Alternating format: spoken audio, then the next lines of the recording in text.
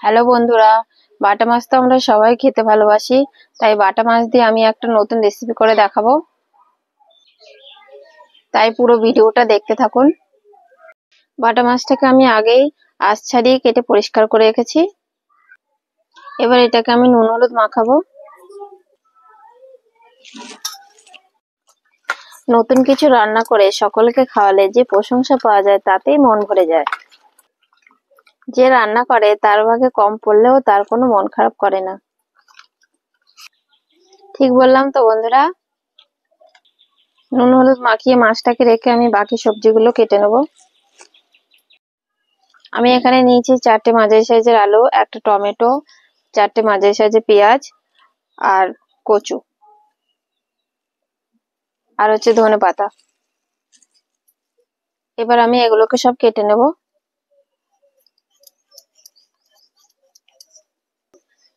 আলুগুলোকে আমি ঠিক লম্বা করে 4 টুকরো করে নেব। কচুগুলোকে আমি এভাবে পরিষ্কার করে নেব।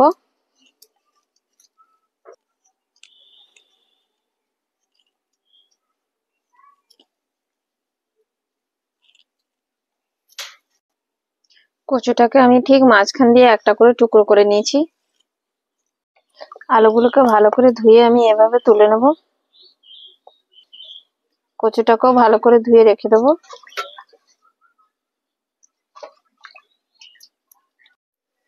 যেহেতু নতুন কচু, তাই আমি এটাকে 2-3 মিনিট গরম জলে ভাপ দিয়ে নেব।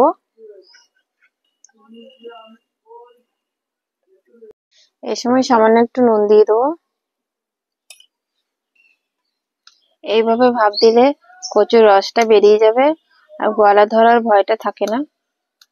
এবার কড়াইয়ে নিয়ে নিচ্ছি সর্ষের তেল।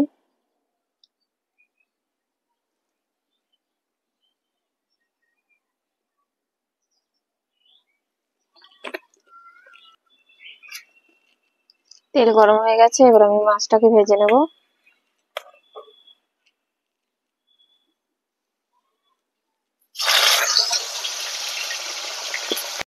মাছ ভাজা হয়ে গেছে, এবার আমি মাছগুলোকে তুলে নেব।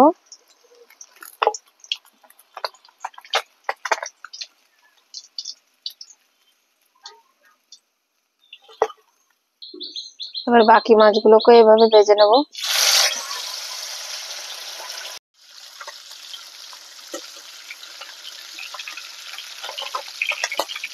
মাছ ভাজা হয়ে গেছে, আমি ওই তেলেই দিয়ে দেবো সামান্য জিরে আর দেবো অল্প পেঁয়াজ।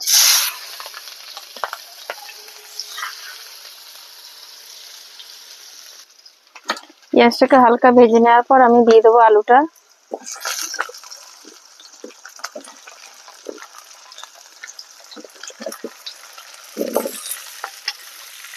দেবো স্বাদ মতো লবণ।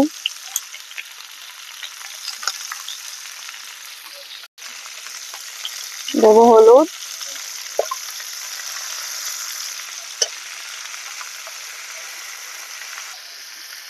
নুন আর হলুদ দিয়ে আলুটাকে 2-4 মিনিট ভেজে নিয়ে তারপর আমি বাকি মশলাগুলো দেবো। এই সময় উনুনের আঁচ কিন্তু মিডিয়াম রাখতে হবে। ঝালের জন্য দেবো লঙ্কার গুঁড়ি, দেবো 1 চামচ জিরে গুঁড়ো আর দেবো ধনের গুঁড়ো, আর কালারের জন্য দেবো অল্প কাশ্মীরি লঙ্কার গুঁড়ো। এবার দিয়ে দেবো বেটে রাখা আদা আর পেঁয়াজ।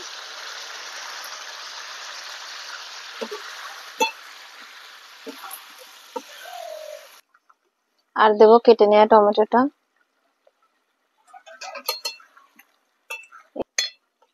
এবার মিডিয়াম আছে আমি সবগুলোকে কষাতে থাকবো 8 থেকে 10 মিনিট। এবার এর মধ্যে কচুটাকেও অ্যাড করে দেবো।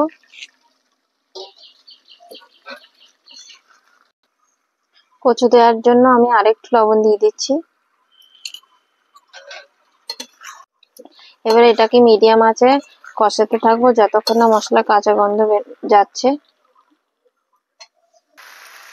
এই সময় মশলা যদি তলায় লেগে যায় তাহলে সামান্য জল ব্যবহার করতে পারেন। কষানো হয়ে গেছে, এবার আমি এর মধ্যে জল দিয়ে দেবো।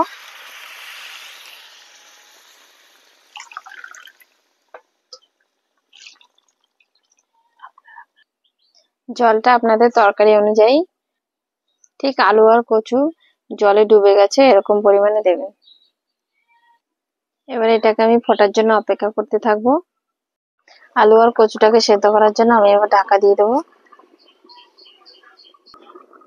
5 মিনিট হয়ে গেছে, এবার আমি তরকারিটাকে একবার নেড়ে দেবো। এবার আবার ঢাকা দিয়ে রেখে দেবো। 10 মিনিট হয়ে গেছে, এবার ঢাকনা তুলে দেখে নিই আলু আর কচুটা সেদ্ধ হয়েছে কিনা।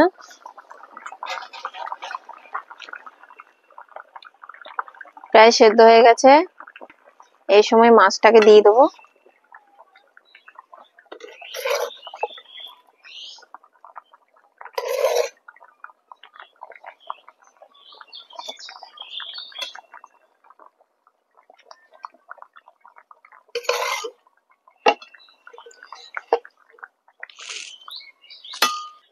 মাছটাকে ঝোলে দিয়ে আমি আরো 5 মিনিট ফোটাবো।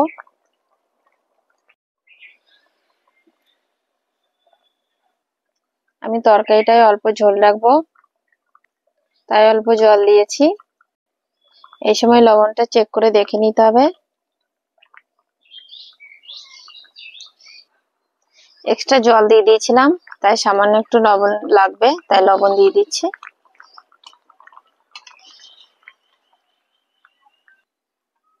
এই সময় তরকারিটাকে খুব আস্তে আস্তে নাড়তে হবে, যেন মাছগুলো ভেঙে না যায়। এইভাবে আলু আর কচু দিয়ে বাটা মাছ একবার রান্না করে দেখুন, বাড়ির সবার খুব ভালো লাগবে।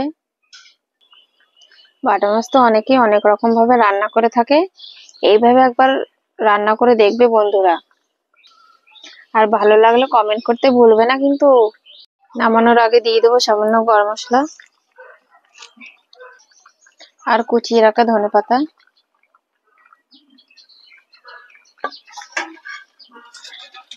নতুন বন্ধুরা এমন রান্না পেতে আর আমাকে উৎসাহ দিতে আমার চ্যানেলটিকে সাবস্ক্রাইব করতে ভুলে যায় না কিন্তু।